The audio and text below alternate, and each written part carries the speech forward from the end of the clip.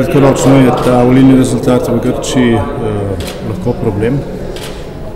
Dolgoročno, glede na to, kako se je situacija v Evropi in še posebej v Grčiji gibala v zadnjih mesecih, pa je to lahko neka bližnjica k strezniti. Kar se tiče Slovenije, pa mislim, da je to lahko celo dobro. Saj dolgoročno, kajti če se to ne bi zgodilo v Grčiji, bi se to najbolj zgodilo v Sloveniji. Neka družbena klima ali pa prepričanje, da ti lahko zapraviš kolikor hočeš, samo pogum moraš imeti za to, pa bodo drugi plačali tvoje račune. To prepričanje v Sloveniji verjetno drugo najbolj razširjeno za Grčijo v Evropi.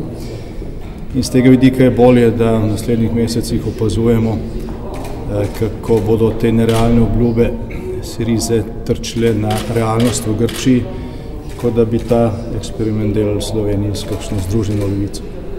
Spomnjaš, bomo denar, ki smo ga posodili Grčiji, v Sloveniji še kdaj videli?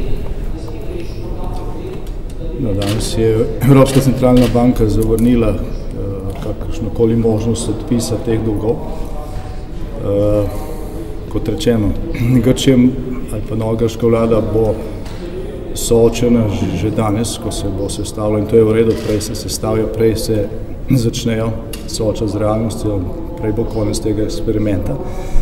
Skratka, grška vlada ima samo dve možnosti, bodi si spoštovati pravila igre, in bistven del teh pravil igre, da tisto, kar si sposodiš in zapraviš, tudi vrneš, ali pa se soočiti z neko izolacijo, ki bo pomenila, da ne bo svežega denarja niti za nujne potrebe, kajti Grčija, tudi če ne vrača dolgov, danes ustvarja bistveno manj, kot pa je porabljala takrat, ko je bil standard umetno višji, in ta stranka, ki je zmagala, ravno to obljubila, da bo spet vse tako, kot je bilo takrat, ko so živeli na račun prihodnosti.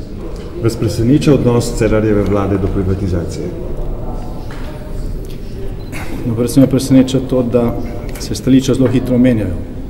Dopoldne je potekala seja odbora za finance, kjer so vsi poslanci stranke Mira Cerarja glasovali proti sklepu odbora, da se podpira transparentna privatizacija in umik politike iz gospodarstva. Uro kasneje pa je sam predsednik vlade in predsednik te stranke v odgovor na poslanska vprašanja zatrjeval, da pa on je za privatizacijo. Torej, stranki je očitno pomanjkanje komunikacije in so tudi očitno različna stališča glede tega vprašanja. Kako grške volitve pomenijo začetek konca za Evropo? Ne, v skrajnem slučaju to lahko pomeni konec evra v Grčiji, vendar pa evro kot evropska valuta ni ogroženo s tem, da ne bi bilo ogroženo s tem, da ena od manjših držav zapusti Evropsko zvezo in posledično tudi evroobmočje. Se evroobmočje ni možno zapustiti. Grčija lahko izstopi iz Evropske unije in s tem tudi iz evra. Ne more pa samo nazaj v svojo valuto in z inflacijo še kakšno leto zakrivati državo. Gospod, na fiskalno pravilo mogoče so kakšne možnosti, da bi vaša stranka, glede na to, kar smo zadnje predstavili, vendar ne odprla fiskalno pravilo? Torej, od zadnjega pogovora ni kakšnih novosti, ni kakšnih novih predlogov, niti ni izračunal, tako da odločitev zdaj še nismo sprejeli.